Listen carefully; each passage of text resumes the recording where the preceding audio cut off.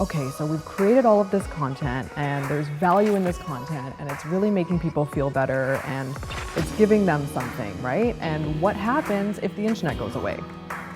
Like, what happens? Then everybody has to go back to reading What to Expect When You're Expecting.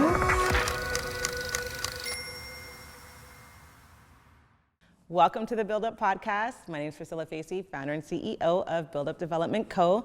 Thanks for joining us as we talk to inspiring entrepreneurs about their financial past, present, and future. You're going to learn the secrets to building wealth and stability from people who have been right where you are. So today I have the Rebel Mama, Alexandra and Nikita, and they have created this beautiful community of Keep It Real moms. I, for one, really benefited, and it was like a breath of fresh air when I discovered your Facebook group, which was my first entry into the Rebel Mama, where you could swear and just talk about real shit. So thanks so much for joining us, ladies. Oh my God, thank you for having us. Tell us how you got started. How did you two meet? How did you fall into what you guys are doing now?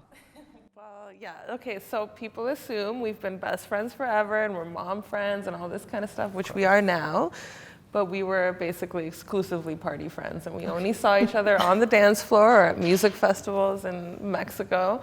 Yeah, and wow. That's kind of all we did for a while, and it was a great time until we got knocked up. Oh. And we got knocked up within weeks of each other, and then when we found that out, a mutual friend of ours spilled the beans. Yeah, okay. We only had each other to hold on to. That's like really crazy that you were just party friends, didn't talk on the phone or anything like that, and then randomly got pregnant at the same time. And it was kind of like 6 weeks apart we gave birth. Yeah, and who else would understand the fear coming from the same lifestyle than someone that's a big life transition. Right. Huge. Like we weren't at home thinking, now's the time to start a family. Like we just both got knocked up. Yeah, we were like, oh my God. So, what now? Yeah. Oh my gosh, okay. And so you guys went from party friends to starting this community. How? Well, I started writing. I launched a blog in 2013, I suppose. Yeah. And it was just a personal blog. I was just rambling about stuff. And then 6 months after starting that, I got pregnant. So the content changed from random things to mostly pregnancy related stuff. And that is the shit that took off. Like, that's what people wanted to hear, which I thought was bizarre because I'd never read anything from a mom blog before. But I guess that's what made it so different. It was a totally different tone. It was a totally different take on things. Yeah, you talked about throwing up into the toilet, morning sickness. Yeah, but like even the way you do it. Like, as someone who's not a mom though, but I think all of my friends are moms, and a lot of my friends got pregnant very young too. There wasn't the social media community. It was just, you just read, there's like 5 pregnancy books, that's it. You just read the book and that's all you get. Yeah. That's the scene we landed on. Yeah. Like we got pregnant, we're like, what is this? Yeah. Like the books were shitty. After when we got into the mom groups and the baby centers and then like all this stuff, we're like, this sucks. Yeah, it was so and it bad. really didn't feel like us. Like it didn't feel like anything we could relate to. Yeah. So we were kind of wondering, like, why isn't there better shit for moms? And we were kind of like the black sheep in mom communities too. We'd go in there and be like, what the fuck? Like, what is even happening in here? No, exit. But we still needed community, right? And we identified that because then slowly and surely, some of our other friends started getting pregnant and they were like, oh, thank God there's already you guys. And they had a place to go. So we had to create a place for mommy group dropouts like us. And that's the thing too, these mom groups, a lot of it, there's so much focus on, this very like sacred, like motherhood, and not all the stuff that you're actually going through. Like my kid won't stop crying, I want to jump out the window. Mm-hmm. Or they're judgy. The other thing is they're really catty. So they're like, well, what you should do is this. And it's like, there's no right way to parent. Like there's the internet is brutal. Like whenever I look under some of my favorite celebrity moms posts, the comments are brutal. Just everyone just weighing in. Like, there's a fireplace in that room. That child is very close to the fireplace in that room. Right. What are you doing? So, I mean, motherhood and parenting is such an intense responsibility that I understand why people quickly go and judge somebody, because you're just projecting your own insecurities, right? And there is reason to be insecure in raising a child because you don't know what the fuck you're doing, and nobody does. But then there's beauty in that too. Like if we all can admit that we don't know what we're doing, then we can't judge each other for anything, right? It's like, just do your best, girl. That's good. That's good. Yeah, formula, that's fine. That's like, whatever. Like, everybody needs support. Nobody needs somebody to jump down their throat about anything. Oh, we kick people like that out of. You've seen it probably. Yeah. Do you have to kick people out of your group? Yeah, we moderate it heavily. Do you ban people? Yeah, absolutely. We block the shit out of drama. If they're not being supportive and if they're bringing people down, there's no room for that. And there's other, like Nikita said, there's other places. If you want to go be an internet troll and like yell at other people that you don't know, go ahead. The internet is like infinite. Don't do it here, right? Yeah. No, absolutely. Okay, so that was your entryway into the Rebel Mama. And how did it become a business? Like, how did you guys go from that to deciding to write books to like monetizing it really? Well, after a while, Alex had a photo blog before too. Like, so when I was just doing my little writing thing, she was doing her visual thing.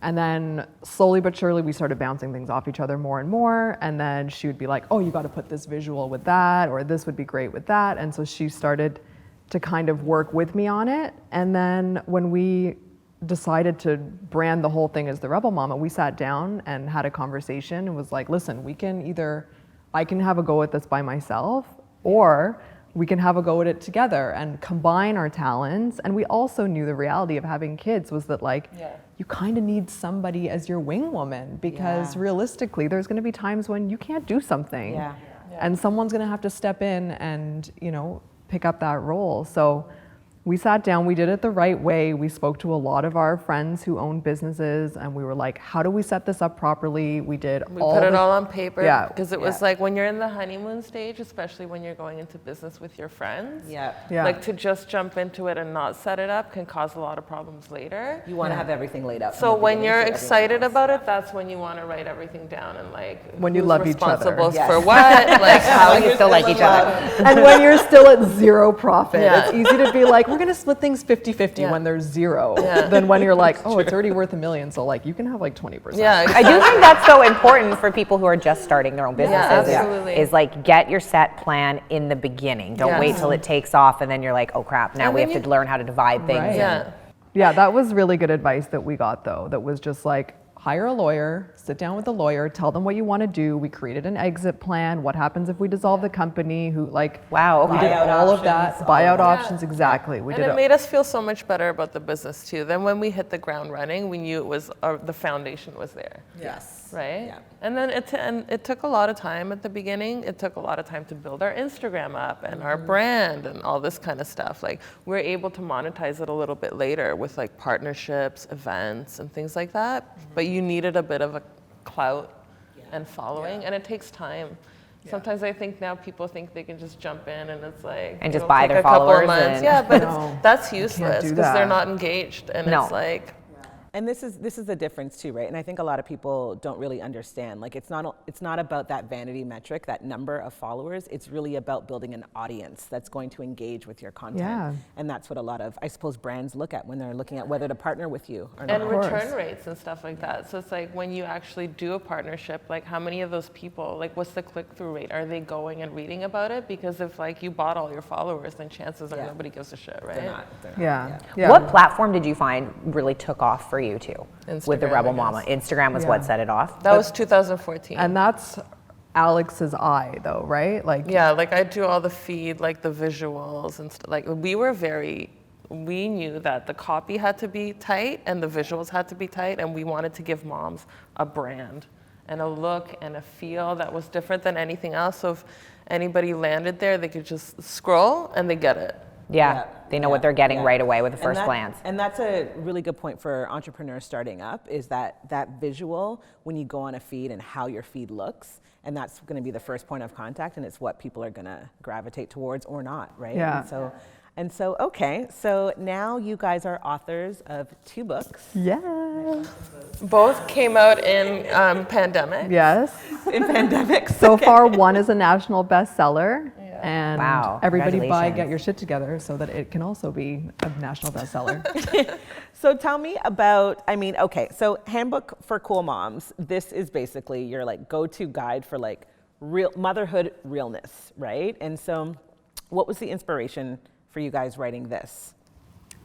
So We like to think really as existentially sometimes, and we're like, okay, so we've created all of this content and there's value in this content and it's really making people feel better and it's giving them something, right? And what happens if the internet goes away?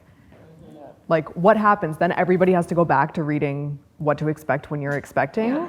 Like, no, that's the worst case scenario, right? If that's the only option. So we're like, we need to add something to that book stack that's going to be representative of, you know, the generation of moms that's coming of age now, which is mostly like millennials, soon to be Gen Z, I suppose, and Gen X.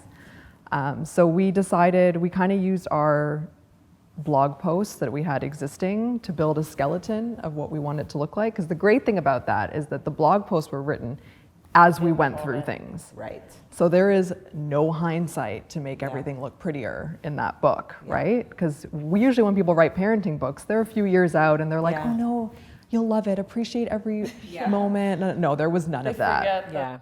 And it's a really important point too, because even for me, I write little like 2-liners almost every day for my kids. And if I skip a day or two to go back and think what we're doing on Thursday again, it doesn't come out the same way. No, it's got to be fresh. Yes. And if you're pissed off about something, or if something's not working, you're tired, or you're ranting, like you can only really write it in that moment. Yeah. And we've done that even with even now with the content we put out. If there's something top of mind, we get it out, even if it's shitty and rough, and then we go back and edit it through because it's like that's the best way to do it. So that's how we pulled that one together, and it's easier because we could track it. Like, it was an obvious time evolution to go on. There's like pregnancy, and then there's newborns, and then there's babies, and then there's toddlers, and then there's big kids. Like, perfect. There you go. Here you go. Good luck out there. Here's the handbook. Good luck. Yeah, exactly. The interesting thing though is when we published it, the first time we published it, we self-published it because we didn't have a publisher, and we kind of didn't want one either because we knew if we went to someone with the idea, they would probably just, they would edit it. Yeah, they would edit it and it wouldn't be no longer in our language, or we wouldn't be saying the things. We had no clout, right? So we're like, okay, we're gonna self-publish this book. We got funding from Kickstarter to cover childcare so we could work full-time on the book. Like, it was all like a plan. Our community supported us. We published it, we put it out, everybody loved it, and then we ended up getting it to the literary agent, and then HarperCollins was interested and they picked it up, and like that's it. It like went from there, and they signed us to the second book. But at least we were able to show them, this is how we wrote it, this is how we like it, and it works. Like, we had proof that people wanted this kind of literature, and I think that was a big... And you like stuck up for your own brand. Yeah. This is us, and we're not we're gonna put out a black book that's for parents with a black cover, and that's what the first one was, which was like, oh my God, like unheard of. There's no ABC blocks and like pink and blue. No smiling, glowing mother on the front that just loves being pregnant. Exactly. We're like, no, you can have a cool aesthetic and be a mom. It's okay. Of course, yes. And so you went from that to get your shit together. So tell me about I guess, where was the seed planted that this is a book that moms need to read, or anybody really? I think the very first time that seed was planted was when we did our first event with Wealth Simple.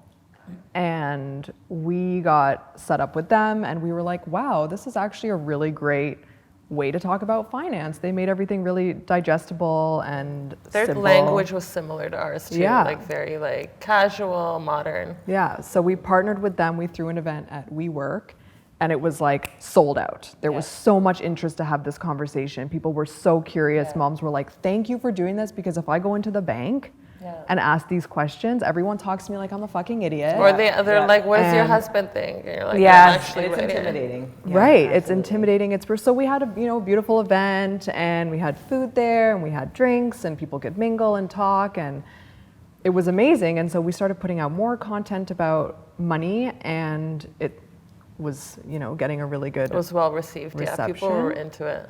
And then when we mentioned that partnership in a boardroom at HarperCollins, they were like, ding! Can you do that for your next book? We're like, what?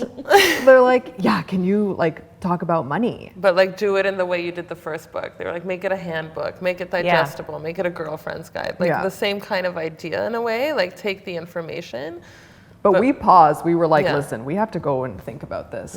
Because we didn't know anything. We didn't start off doing finance and stuff like that. No, we're not financial experts, like in the least. Like we learned everything we know now through researching for this book and writing it. Yeah, and plus through like just actual real world working experience. Yes. But it just, when we went back and thought about it, we were like, you know what, that actually is the next progression in empowering women, because we wrote the first book to empower women to, you know, do motherhood on their own terms and be who they are and, you know, challenge the status quo and stick up for yourself, and this is how you advocate for yourself. And so there were all these elements of empowerment in that book.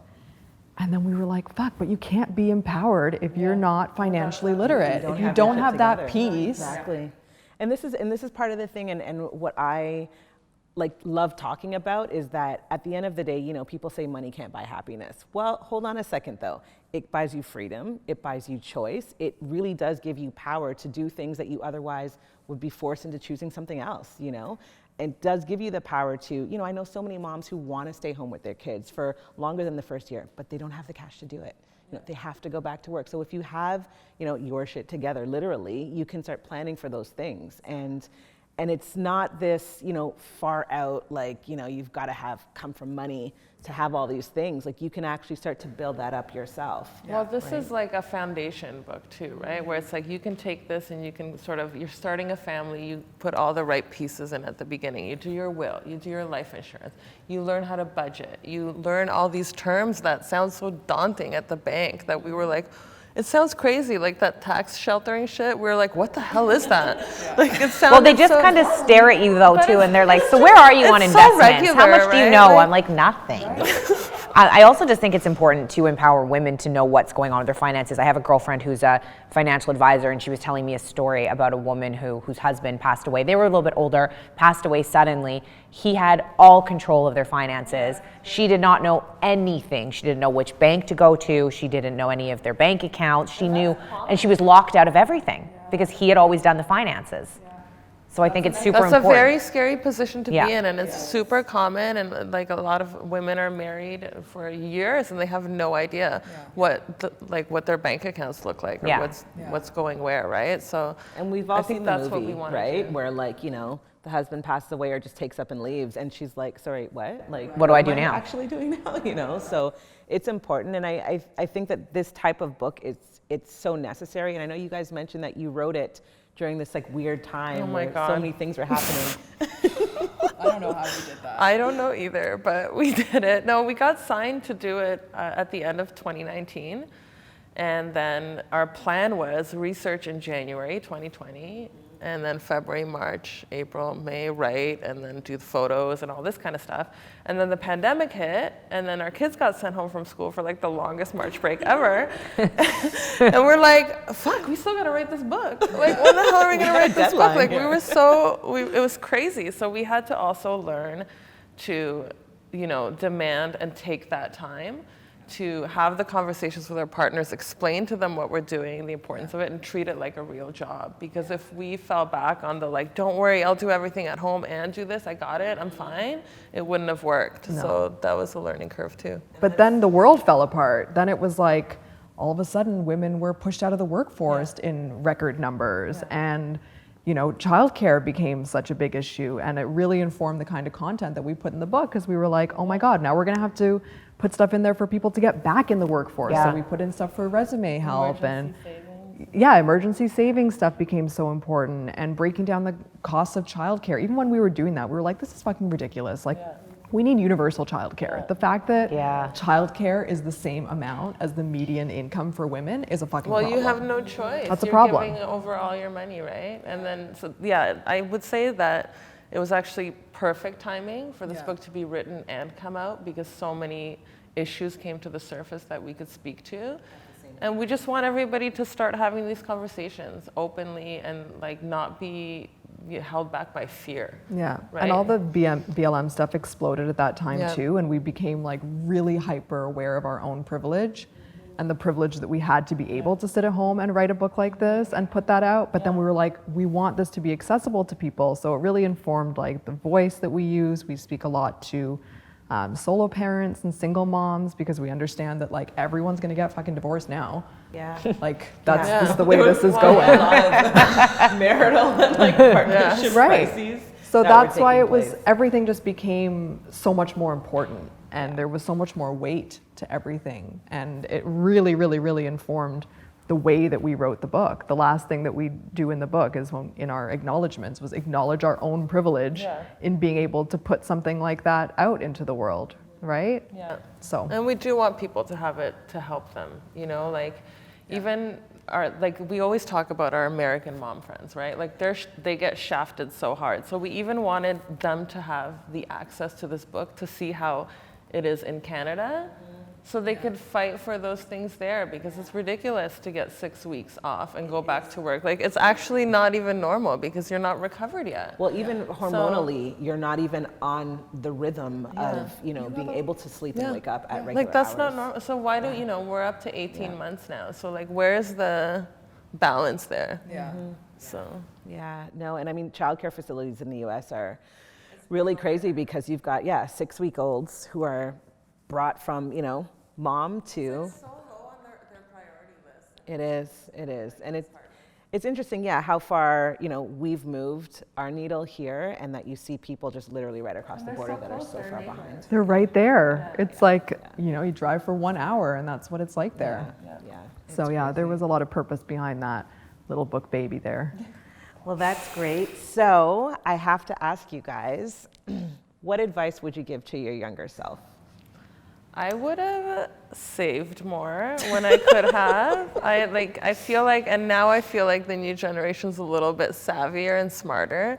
I made a lot of money in my early 20s in retail, in throwing parties, but I blew it all, like on clothes, on travel. It was so much fun. I wish I would have saved that money, invested in like some condo that was probably like $100,000 back then or something. Bought some Bitcoin. Fuck. You know, but that's something I know, and that's something like now we get the chance to talk to our kids about it. Now our kids are actually learning about money in school, which is new, which is amazing as part of their curriculum. So we get to have these conversations with them. I feel like they'll be better off. Yeah. I don't know what I would tell my younger self. I mean, I always was friends with people who were significantly older than I am. And you've always been like super mature. Like she's more mature than I am, and I'm older than her. Yeah, there's a 7-8 year age difference between us. Yeah. But most of my friends are like well into their 40s now, and I, you know, my whole youth was spent watching them like kill it respectively at whatever they were doing, and I was always like, oh fuck, when's it gonna be my turn? And I think I would just tell myself like, your turn is coming. Just prepare yourself for that, like do the work, prepare yourself for the opportunities to arise. And I think I've done that. No, you have, and you're very practical with stuff like that too, and responsible. Thanks, babe. You are. She's my responsible friend. I keep us out of jail. We see that. I watch her doing her daily yoga, you know, at the same time. Yes, exactly. Yeah, I like to get my mind right. Yeah. I'm an old soul living in a young and I think that's important too, right? Like this, it's a whole mindset approach, and you know that's one great thing with having access to all of this information is like we can actually start really impacting that younger generation, whether it's millennials or Gen Z. Gen Z, they're coming up. I don't even have it down. They're coming up. Yeah, and really just encouraging them to really, you know, get into the right mindset, form the right habits, you know, get your shit together. And really be prepared. So where do you guys see yourself in the next, 5-ish years? What number book will you be on? It's hard to say. I mean, we definitely want to write one more book. We want to do something for kids. But we plan a lot. We have a lot of amazing ideas, but it does always come down to timing, and things, especially now, are changing all the time. So we're very agile. We see where we can do things creatively. Like we see what works and what people need to. We try to stay on top of that. So I don't know, it's kind of infinite. Like the things we want to do, there's so much we want to do, but it'll all come down to timing. We're very focused on passive income. Yes. So that's our newest, Yes, that's true. like real goal is like, how can we just set it all up and Make money while you're sleeping. Yes, that's what I think we that's the wanna goal do. for everyone. It's just got to get there. And I feel like books like this help people get started. Yeah. And even important. like if you've made mistakes or, you know, you don't feel like it's too late for you to start, or you can change things, right? Because I feel like sometimes people think, well, I don't know enough, or like, I can't do this. Or I've already It's just screwed up this another one topic, thing. yeah. Like money, that's the whole thing we're saying too, is like money's not real, it's just another topic. Get used to it, start talking about it, get over it, right? Yeah, no, absolutely. Start talking about it, start planning, you know, make investments young, and really just about redirecting that money. Like, I did the same thing you guys did, you know, in my 20s. I wish I'd allocated more money towards investing and, you know, bought 8 condos, you know, and I'd be set up right now, right? And so it really is just about giving people that knowledge, and it's not this far-reaching thing. It is totally within reach. You just gotta have the knowledge and plan for it. And we want people to feel comfortable talking about it too. Like that's the other thing. Like we had to get over that hump too. Like talking to people in our industry, like how much are you getting paid? Because we want to know how much to charge. Like women were not having those conversations. Men do. They get together and they're like, oh, like what's going on there in your business? And they like tell each other. Even your salary, it's such a taboo topic. I never understood why. But the more you start talking, then you see, okay, well now like you can rise together because we're all asking That for has more, been right? so important for me in my career. Like when I first got into radio, always having male co-hosts. I didn't realize what was in their contracts. And I remember the first time I did a morning show, you get ratings bonuses. I didn't know that. That wasn't in my contract, but my male counterpart got the bonus. Wow. And I didn't, because So we were you doing have to, really well. like- And I found out because he was like, yeah, all excited about this ratings bonus. And I'm like, what's a ratings bonus? Come on. Because I didn't know and I didn't ask for it. Well, you wouldn't have Wow. asked either. Like that's the thing. You wouldn't be like, "What's in your contract?" No, Because we're not never. even set up with that kind of. And like confidence. other people then had like phones work, getting a phone contract worked in and getting this, a laptop. And I'm like, you can do that? I had no This is idea. where having these conversations is so important, because if you have these conversations, you know what to ask for when you're going to negotiate your contract, right? And so, such empowering information. We had to learn a lot. Like one thing we had to do was really hammer in the importance of learning this stuff right at the beginning of the book. And we did that by sharing statistics about what the wage gap looks like and how that affects the savings gap and the wealth gap. And what we figured out was that the wage gap can only exist in a culture of secrecy. If everybody is talking about what they're making, the wage gap goes away. So realistically, it needs to be put into law that everybody needs to have access to the information of what's happening in their company. But it's, like if we're not talking about it, your work doesn't want you to talk about it. No, they don't. Right, because Well, they want imagine to seeing save every money by contract. hiring you, which is insane because you're probably way more capable than, I don't know who your co-host No is. offense, but you're obviously more, offense, but you're more capable. No, continue.